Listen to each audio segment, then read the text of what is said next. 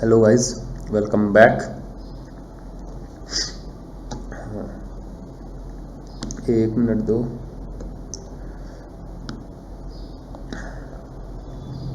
Hello guys, welcome back. तो यार अभी क्या हो रहा था कि आपकी वीडियो लेक्चर नहीं आ पा रही थी क्योंकि थोड़ी सी तबीयत मेरी डाउन थी।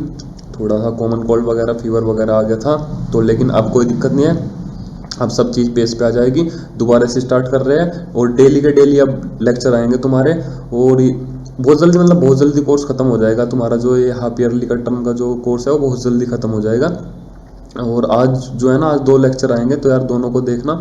एक तो ये ऑप्टिकल आइसोमेरिज्म पे आएगा और दूसरा आएगा तुम्हारा SN1 और SN2 रिएक्शन पे। ठीक है, तो जैसे ही ऑप्टिकल आइसोमेरिज्म और SN1 SN2 रिएक्शन हो जाएगी, हमारा जो हेलोएल्केन वाला कंसेप्ट है वो बिल्कुल खत्म हो जाएगा, पूरा हो जाएगा।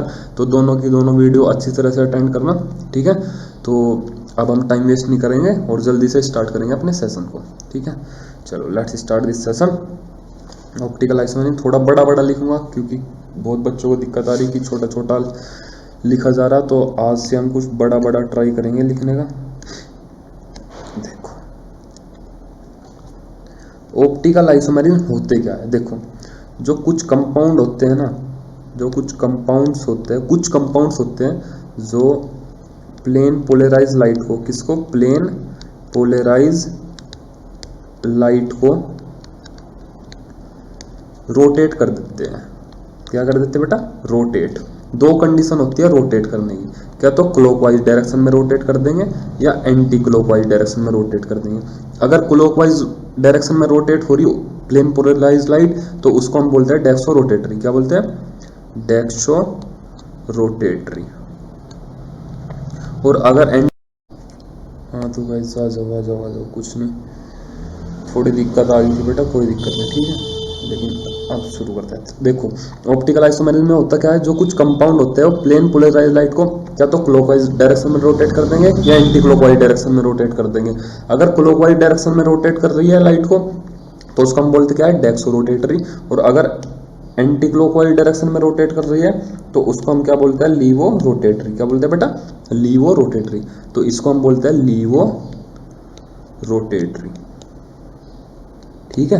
अब देखो, ये प्लेन पोलराइज लाइट होती क्या है। वैसे तो तुम इसको फिजिक्स में भी पढ़ोगे प्लेन पोलराइज लाइट बनती कैसे, लेकिन मैं तुमको यहाँ पे थोड़ा बता देता हूँ। देखो, एक होती है unpolarise light, unpolarise light. Unpolarise light में लाइट, तुमको पता है लाइट क्या होती है, EM वेव होती है। लाइट होती है EM वेव, मतलब उसके अंदर इलेक्ट्रिक फील्ड वेक्टर भी होगा और मैग्नेटिक फील्ड वेक्टर भी होगा। तो जो अनपोलराइज लाइट है उसका इलेक्ट्रिक फील्ड वेक्टर हर एक डायरेक्शन में होगा। इधर भी होगा, इधर भी हो सकता है, इधर भी हो सकता है, दो ही ले लो, इधर भी होगा या इधर भी होगा, ठीक है। लेकिन जैसे हम इसको निकोल प्रिज्म, निकोल मटेरियल या एक मटेरियल होता है जिसको हम बोलते हैं निकोल मटेरियल बोलते हैं, ठीक है। जैसे ही हम उसको हम बोलते हैं पोलराइजर। जैसे ही हम अनपोलराइज लाइट को पोलराइजर में को पास कर देंगे तो सिर्फ मान लो हमारा पोलराइजर कुछ ऐसा है, तो जैसे इसके अंदर को पास हो गया, सिर्फ वो वाली लाइट का इलेक्ट्रिक फील्ड वेक्टर पास होगा जिसकी इलेक्ट्रिक फील्ड ओसिलेशन इस डायरेक्शन में होगी। तो जो हमारी पोलराइज लाइट होगी उसका जो इलेक्ट्रिक फील्ड वेक्टर का जो ओसिलेशन होगा वो सिर्फ एक डायरेक्शन में होगा। ज़्यादा सीखने की जरूरत नहीं, फिजिक्स में आराम से पढ़ना। ये ध्यान रख लो कि अनपोलराइज लाइट का जो इलेक्ट्रिक फील्ड वेक्टर है वो हर एक डायरेक्शन में, हर एक प्लेन में होने की टेंडेंसी रखता है। लेकिन जैसे हम उसको प्लेन पोलराइज लाइट कर देते हैं तो जो उसका इलेक्ट्रिक फील्ड वेक्टर है सिर्फ एक ही प्लेन में उसके पार्टिकल ओसिलेट करेंगे इलेक्ट्रिक फील्ड वेक्टर के, ठीक है। तो इसको हम बोलते हैं plane polarise light, plane polarise light. ये बात समझ में आ गई बेटा। अब देखो इसको पढ़ेंगे हम, रीजन फॉर ऑप्टिकल आइसोमेरिज्म को। देखो होगा क्या, मान लो ये हमारा प्लेन पोलराइज लाइट है, कुछ इस प्लेन में ओसिलेशन है किसके, इलेक्ट्रिक फील्ड वेक्टर के, सिर्फ इसी प्लेन में ओसिलेशन है, ना इसमें। अगर इनमें भी होता तो ये होता है अनपोलराइज लाइट। लेकिन अगर एक ही प्लेन में ओसिलेशन है तो वो कैसा है, plane polarise light.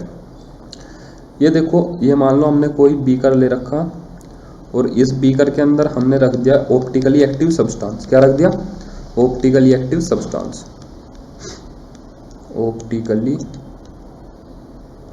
Active substance.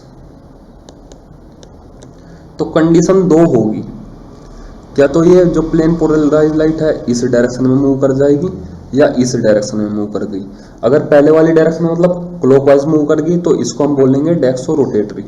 जो हमारा जो कंपाउंड है ये कैसा होगा, डेक्सो रोटेटरी। ठीक है, डेक्सो रोटेटरी को हम प्लस के साइन से भी इंडिकेट करते हैं, ये बात ध्यान रखना। डेक्सो रोटेटरी को हम किसके साइन से इंडिकेट करते हैं, प्लस के साइन से। और अगर एंटी क्लॉकवाइज डायरेक्शन में रोटेट कर गई तो उसको हम क्या बोलते हैं, लीवो रोटेटरी। लीवो रोटेटरी। और लीवो रोटेटरी को हम माइनस के साइन से भी इंडिकेट करते हैं। यहां तक कोई दिक्कत होनी नहीं चाहिए यार मेरे हिसाब से तो। अब पढ़ते हैं हम रीजन फॉर ऑप्टिकल आइसोमेरिज्म। मतलब ऑप्टिकल आइसोमेरिज्म कौन से कंपाउंड होंगे, उनके अंदर ऐसी क्या खूबी होगी जिसकी वजह से वो ऑप्टिकल एक्टिव बन जाएंगे। देखो उसके अंदर होता है कायरल कार्बन। क्या होता है, कायरल कार्बन। अब ये कायरल कार्बन क्या होता है, इसको पढ़ेंगे हम कायरल कार्बन को। देखो मान लो एक कार्बन है, कार्बन की तुमको पता कितनी वैलेंसी होती है, 4।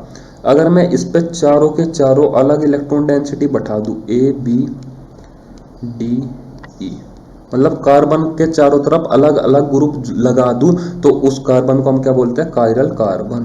क्या बोलते हैं बेटा, कायरल कार्बन। मतलब अलग अलग इलेक्ट्रॉन डेंसिटी हो उसको हम क्या बोलते हैं, कायरल कार्बन। देखो एग्जांपल ले लो, जैसे ये हमारा ये कार्बन है, यहाँ पे लगा दो CH3, इधर लगा दिया तुमने H, इधर लगा दो OH और इधर लगा दो कोई भी हेलोजन। देखो CH3 ग्रुप अलग, H अलग, OH अलग, Cl अलग। तो ये जो ये बीच वाला कार्बन है, ये कैसा कार्बन बन गया, कायरल कार्बन।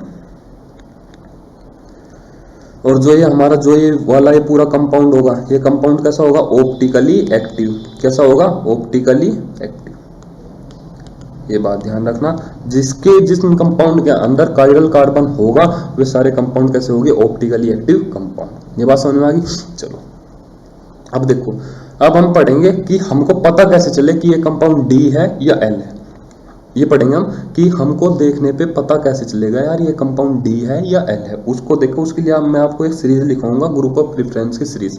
तो देखो सबसे पहले लिख, मतलब समझ लो तुम, फिर आराम आराम से समझना, चुप होकर समझ लो, आराम से सारा समझ में आ जाएगा। देखो सबसे पहले ग्रुप आता है H, फिर आता है D। H क्या होता है, हाइड्रोजन। H और D में बहुत सारे बच्चे कंफ्यूज होते हैं। H क्या है हमारा, हाइड्रोजन, और D क्या है हमारा, ड्यूटेरियम। हाइड्रोजन का ये भाई क्या है, ड्यूटेरियम। मतलब हाइड्रोजन का मतलब हाइड्रोजन और ड्यूटेरियम और ट्रिटियम ये क्या है, एक दूसरे का आइसोटोप्स है। एक सेकंड, आइसोटोप्स का मतलब इनका एटॉमिक नंबर तो सेम होगा, इसका भी सेम होगा, इसका भी सेम होगा, लेकिन एटॉमिक मास इसका 1 है और इसका कितना है, 2। ठीक है, मतलब ये दोनों आइसोटोप्स है, एक का एटॉमिक मास 2 है और एक का एटॉमिक मास 1 है। ठीक है, तो सबसे पहले हम प्रेफरेंस किसको देंगे, H को, फिर D को, फिर CH3, C2H5, C3H7, ऐसे ऐसे करते करते हम जाएंगे COH के पास, मतलब कार्बोक्सिलिक एसिड के पास, और फिर हम किसको देंगे प्रेफरेंस, OH ग्रुप को, मतलब एल्कोहलिक ग्रुप को। अब देखो कैसे करेंगे, देखो ये मान लो ये है हमारा H, CH3, COOH और यहाँ पे लगा दिया OH। अब ये बताओ ये कायरल कार्बन है बीच वाला है नहीं है। देखो ये ग्रुप अलग हो गया, ये अलग हो गया, ये ग्रुप अलग हो गया और ये वाला ग्रुप अलग हो गया, तो 100% ये कैसा है, कायरल कार्बन। इतनी बात तो समझ में आ गई। तो सबसे पहले किसको पकड़ेंगे हम, H को, क्योंकि जो ग्रुप ऑफ प्रेफरेंस सीरीज है हमारी उसमें सबसे पहले कौन आता है, H, तो H को पकड़ो। फिर H के बाद कौन है, D, लेकिन हमारे इस कंपाउंड में तो D हमको नजर नहीं आ रहा कहीं पे। फिर उसके बाद कौन है, CH3। तो H से किसकी तरफ मूव करना तुमको, CH3 की तरफ मूव करना। तो H से CH3 की तरफ ऐसे ही तो मूव होगा। तो अगर क्लॉकवाइज डायरेक्शन में मूव करना पड़े तो ये है बेटा डेक्सो रोटेटरी।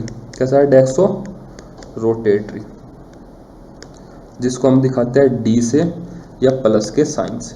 यह बात समझ में आ गई या नहीं है।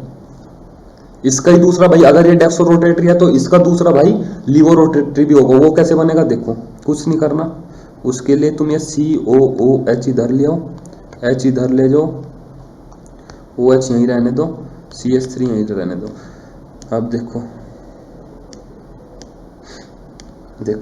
सबसे पहले मेरे को कौन पकड़ना, H पकड़ना। H ये रहा हमारे कंपाउंड में, D हमारे पास है नहीं, उसके बाद कौन है CH3, हाँ CH3 है हमारे कंपाउंड में। तो H से किसकी तरफ जाना पड़ेगा तुमको, CH3 की तरफ। H से किसकी तरफ जाना पड़ेगा, CH3 की तरफ। तो हम कैसा चल रहे, एंटी क्लॉकवाइज चल रहे। तो अगर हम एंटी क्लॉकवाइज मूव कर रहे हैं तो ये होता है लीवो रोटेटरी। ये क्या होता है, लीवो रोटेटरी।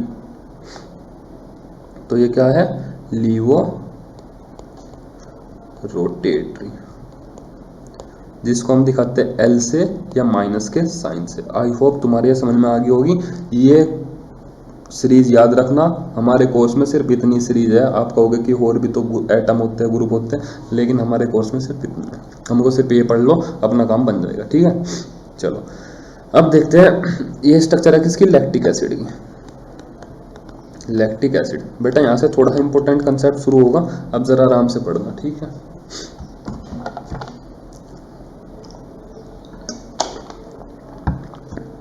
देखो लैक्टिक एसिड है, ये वाला लैक्टिक एसिड है।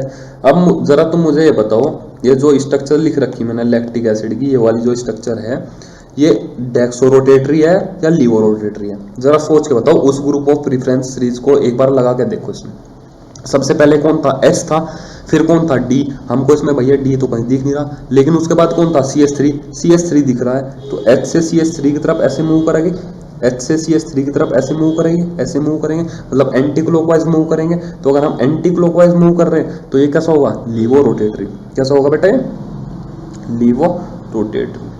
तो ये किस चीज की स्ट्रक्चर है, लीवो रोटेटरी, ROT, ठीक है। अब देखो, अब इसके बीच में लगा दो मिरर। ये क्या है तुम्हारा, मिरर। ये क्या है बेटा, मिरर। तो अगर तुमने मिरर लगा दिया तो देखो मिरर क्या कैसे दिखता है, ये देखो यहाँ पे मान लो ये मिरर है और यहाँ पे मैंने लिख दिया A। तो A की जो मिरर इमेज होगी वो A ही बनेगी, यहाँ तक तो कोई दिक्कत नहीं। लेकिन अगर B की मिरर इमेज देखना शुरू करूं मैं, तो अगर ये B है तो B की मिरर इमेज कुछ ऐसी बनेगी या नहीं बनेगी? ये बात समझ में आ रही? मतलब जो इधर दिख रहा है वो इधर चला जाएगा और जो इधर दिख रहा है वो इधर चला जाएगा। A के केस में तो यार दोनों तरफ सिमेट्रिक इमेज है तो दोनों तरफ एक जैसी दिखाई देगी, लेकिन B के केस में कैसी इमेज दिखाई देगी तुमको, उल्टी दिखाई देगी। तो जैसे ही मैंने यहाँ पे इसके सामने मिरर रख दिया तो इसकी इमेज देखो कैसी बनती हुई दिखाई देगी तुमको। ये OH ग्रुप इधर चला जाएगा, नहीं चला जाएगा, H ग्रुप इधर चला जाएगा, और ऊपर वाले को तो कोई दिक्कत है नहीं, ऊपर वाले तो यार ऐसे कैसे ही रहेगा, ठीक है। ऊपर नीचे वाले को तो कोई दिक्कत नहीं, लेकिन ये जो साइड वाले है वो इधर शिफ्ट हो जाएगा, OH इधर शिफ्ट हो जाएगा और H इधर शिफ्ट हो जाएगा। ये बात समझ में आ गई? अब देखो, अब बताओ ये D है या L है? देखो सबसे पहले मेरे को किसको देखना, H को देखना। H के बाद मेरे को D के पास जाना, D इसके पास है नहीं, फिर किसके पास चला जाना, तो CH3 के पास। तो CH3 के पास जाने के लिए मेरे को ऐसा घूमना पड़ेगा, क्योंकि CH3 यहाँ पे जाना पड़ेगा, तो क्लॉकवाइज घूमना पड़ेगा। तो ये क्या कैसा ग्रुप है, डेक्सो रोटेटरी। कैसा है बेटा, डेक्सो रोटेटरी। इसको हम दिखाते हैं प्लस साइन या D से।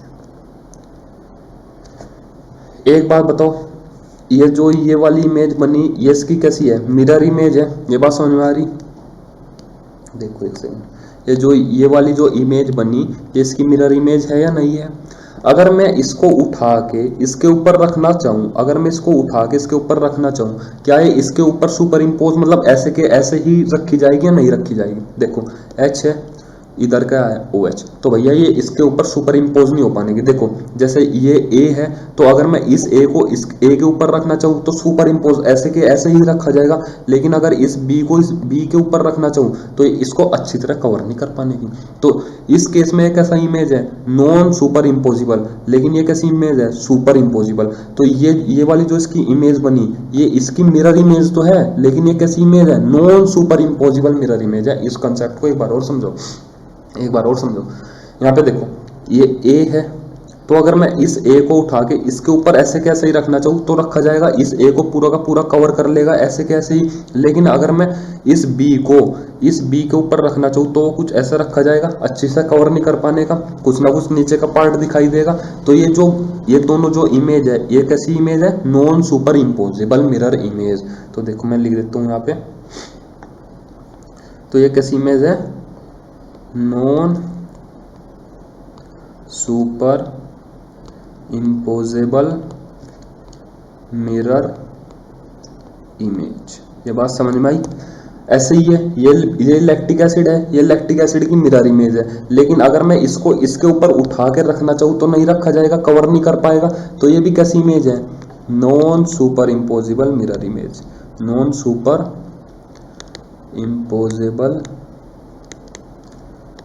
Mirror image.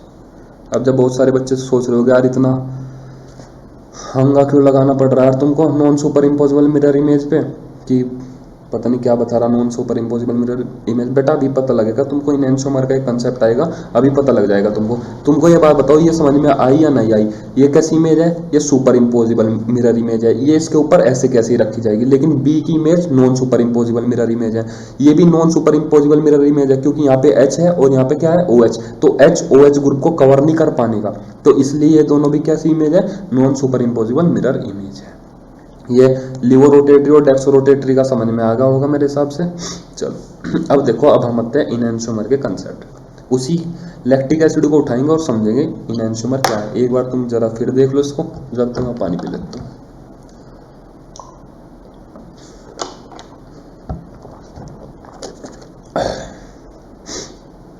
देखो ये हमारा C है, ये COOH है, ये CH3 है, ये OH है, ये H है। बताओ डेक्सो रोटेटरी या लिवो रोटेटरी, बेटा बोलो डेक्सो रोटेटरी या लिवो रोटेटरी, अपने आप जरा मन में निकालने की कोशिश करो। तो ग्रुप ऑफ रिफरेंस सीरीज के अकॉर्डिंग सबसे पहले हम किसको लेंगे, H को। H के बाद हम किसके पास जाते हैं, D के पास। D है नहीं, लेकिन यहाँ पे मेरे को क्या दिखाई दे रहा, CH3, तो CH3 के पास जाने के लिए मेरे को कुछ ऐसा घूमना पड़ेगा, तो एंटी क्लॉकवाइज घूमना पड़ रहा। तो अगर एंटी क्लॉकवाइज घूमना पड़ रहा तो ये कैसा है, लिवो रोटेटरी, लिवो रोटेटरी। ये बात समझ में आ गई। अब अगर मैं इसकी मिरर इमेज देखूं, देखो भैया इसकी मिरर इमेज बनाओ आराम से, ये मिरर लगा दिया बीच में, इसकी मिरर इमेज बनाएंगे। C तो कहीं नहीं जाने का, ऊपर नीचे ग्रुप कभी अफेक्ट नहीं होते मिरर इमेज में। H इधर चला जाएगा, OH इधर चला जाएगा, तो H इधर चला गया, OH इधर चला गया। अब बताओ ये कैसा है, H से CH3 की तरफ मूव करने के लिए क्लॉकवाइज घूमना पड़ेगा तुमको, क्लॉकवाइज घूमना पड़ेगा, तो ये कैसा है, डेक्सो रोटेटरी। कैसा है बेटे, डेक्सो रोटेटरी, जिसको हम D से या प्लस के साइन से दिखाते हैं। लिवो रोटेटरी को हम कौन से साइन से दिखाते हैं, L से या माइनस के साइन से दिखाते हैं। ये बात समझ में आ गई। अब बताओ ये सुपर इम्पोजिबल मिरर इमेज है, non superimposable mirror image है, क्या OH ग्रुप H को कवर कर लेगा, नहीं कवर कर पाएगा। यहाँ पे ऐसे ही H ग्रुप OH को कवर नहीं कर पाने का, तो ये non superimposable mirror image है, मतलब ये एक के ऊपर ऐसे एक दूसरे में फिट नहीं हो पाने की। तो ये कैसी इमेज है, non super imposable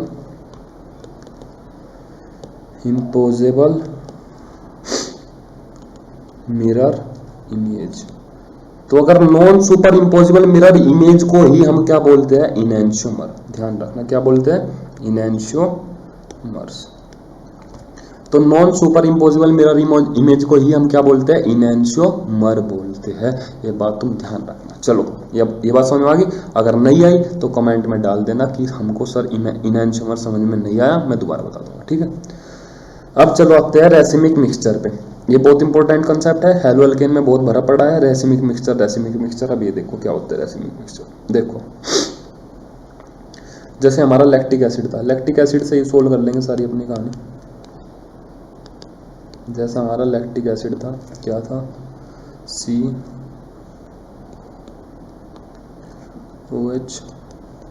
CH3 OH। यहाँ तो कोई दिक्कत नहीं होनी चाहिए। अब देखो ये कैसा है यार, अब तो पता लग गया होगा। ये है एंटी क्लॉकवाइज घूमना पड़ रहा, तो ये है लीवो रोटेटरी। लीवो रोटेटरी। इसका दूसरा भाई भी होगा इसके साथ में ही, वो कौन होगा? वो होगा डेक्सो रोटेटरी। डेक्सो रोटेटरी के केस में क्या होगा? HOH एक दूसरे से रिप्लेस हो जाएंगे। ये कुछ ऐसा होगा, एक सेकंड।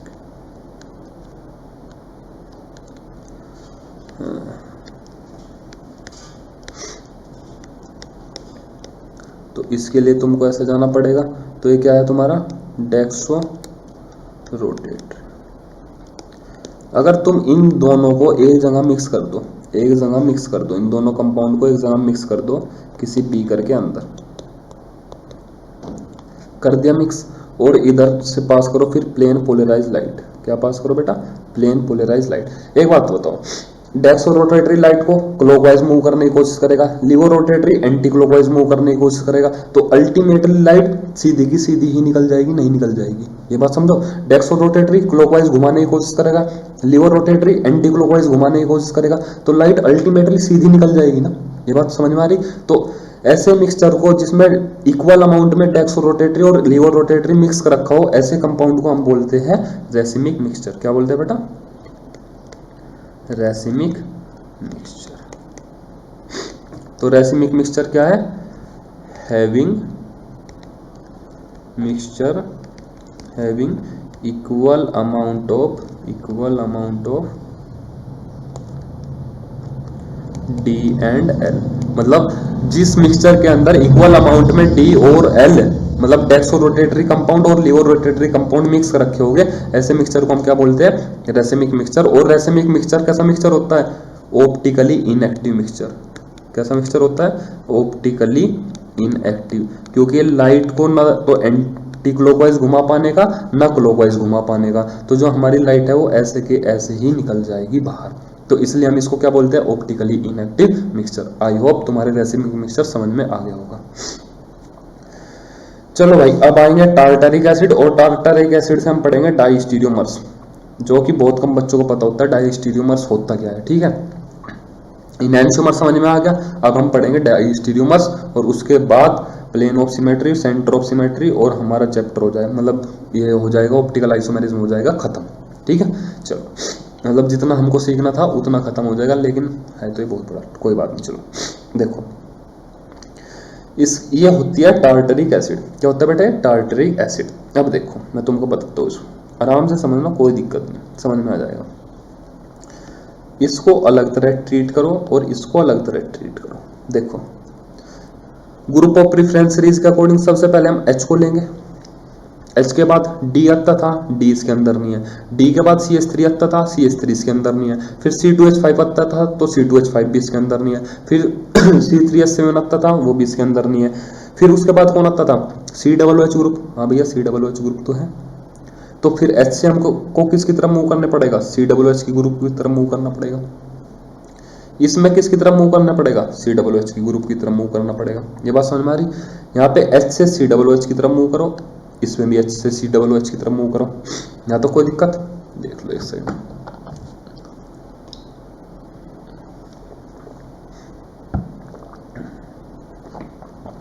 इसको पहले थोड़ा आसान भाषा में लेंगे, इसको थोड़ा रुक जाओ एक सेकंड।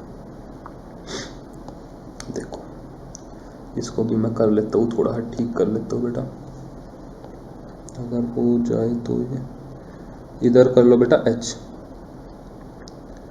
क्या कर लेते हैं हम? H, और इधर कर लेते हैं हम OH।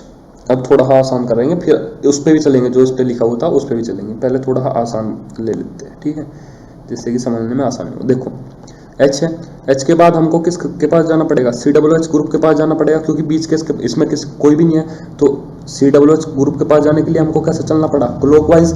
सेम इसमें देखो, H से किसकी तरफ जाना पड़ेगा? COOH की तरफ जाना पड़ेगा। तो इसमें भी हमको क्या करना पड़ा? क्लॉकवाइज चलना पड़ा। देखो, ये भी क्लॉकवाइज, ये भी क्लॉकवाइज। तो अगर क्लॉकवाइज चलना पड़ रहा तो ये कैसा होगा? डेक्सो रोटेटरी। कैसा होगा बेटा? डेक्सो रोटेटरी। तो ये होगा तुम्हारा डेक्सो रोटेटरी। ये कैसा होगा, डेक्सो रोटेटरी। यहाँ तो कोई दिक्कत। अब इसका मिरर इमेज बना दो। मिरर इमेज में क्या होगा, उल्टा करना बस। ऊपर वाले ग्रुप को मिरर इमेज में कोई इफेक्ट नहीं पड़ने का, लेकिन ये साइड वाले ग्रुप रिप्लेस हो जाएंगे।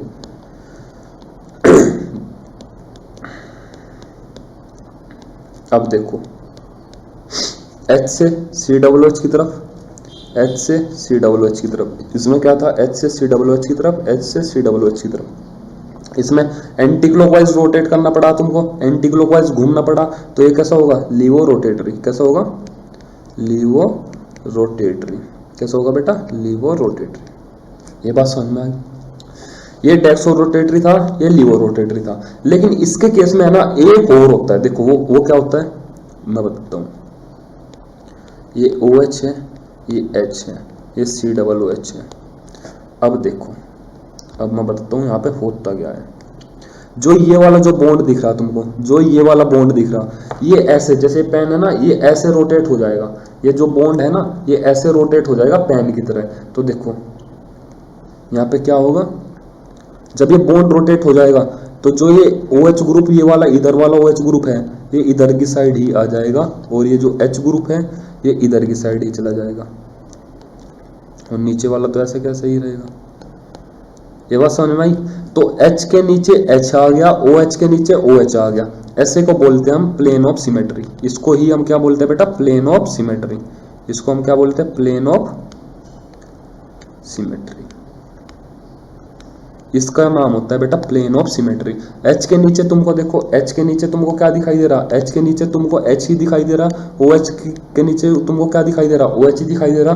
तो ये क्या आ गई, इसके बीच में क्या आ गई, प्लेन ऑफ सिमेट्री। अब एक बात देखो जरा, H से COOH की तरफ, H से COOH की तरफ। तो यहाँ पे देखो क्या हुआ, H से COOH की तरफ गए हम, H से COOH की तरफ गए, और H से COOH की तरफ गए। इसमें कैसा चले हम, एंटी क्लॉकवाइज, और इसमें कैसा चले हम, क्लॉकवाइज। तो ऊपर के केस में एंटी क्लॉकवाइज, नीचे के केस में क्लॉकवाइज। तो ऊपर के केस में जितना एंटी क्लॉकवाइज चले, नीचे के केस में उतना एंटी क्लॉकवाइज चल गए। तो ये कैसा होता है, ऑप्टिकली इनएक्टिव।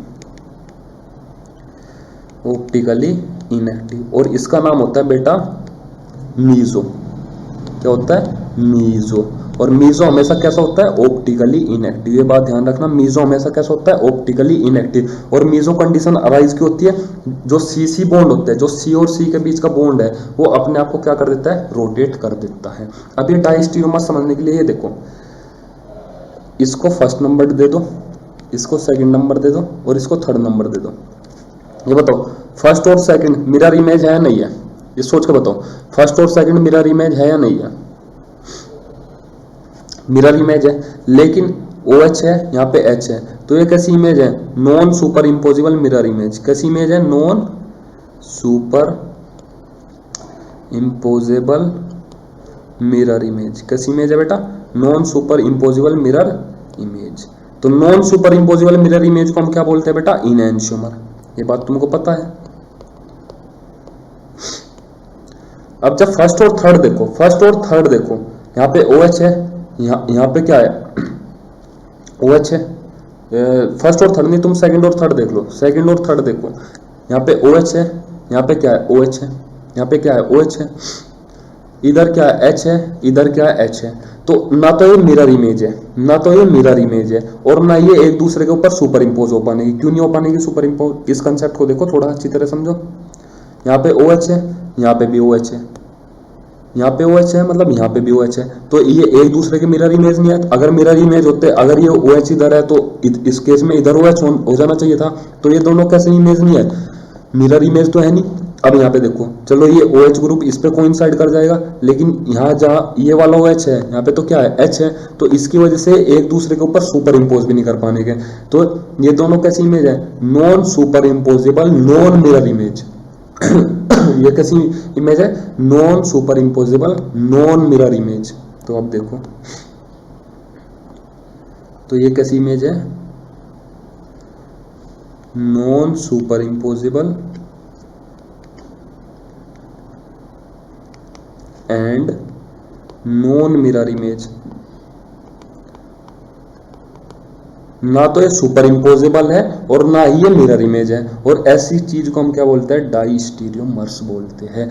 अगर non super imposable mirror image है उनको तो हम क्या बोलते हैं, इनएंशियोमर। अगर non super imposable non mirror image है उनको हम क्या बोलते हैं, डाई स्टीरियोमर्स। आई होप तुम्हारे समझ में आ गया होगा, अगर नहीं आया तो बेटा कमेंट में लिख देना, मैं दोबारा बता दूंगा, ठीक है। चलो अब आता है कि हमारे पास कायरल कार्बन भी है, मतलब कायरल कार्बन भी हमारे पास, लेकिन यार फिर भी ऑप्टिकल इनएक्टिव है कंपाउंड। ऐसा कैसे हो सकता है, हो सकता है देखो, बना लो भैया अपना टार्टरिक एसिड, HOH,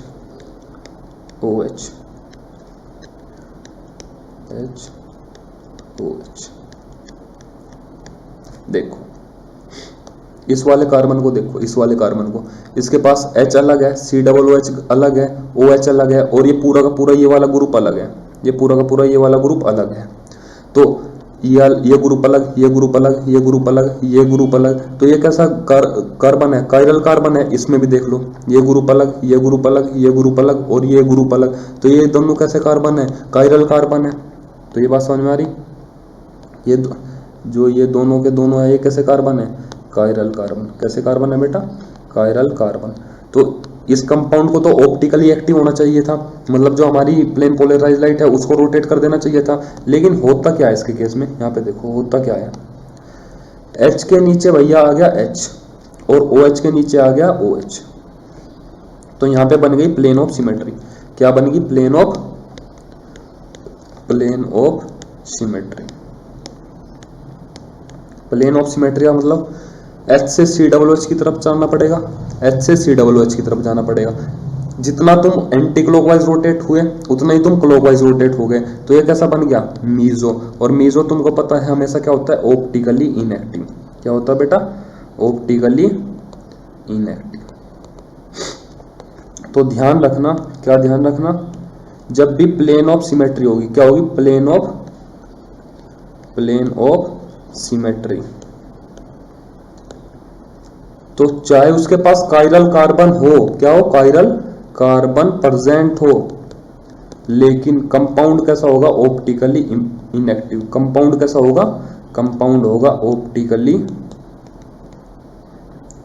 इनएक्टिव। कैसा होगा बेटा, कंपाउंड ऑप्टिकली इनएक्टिव। ये बात समझ में आ गई तुम्हारी, आई होप समझ में आई होगी। प्लेन ऑफ सिमेट्री भी समझ में आ गई।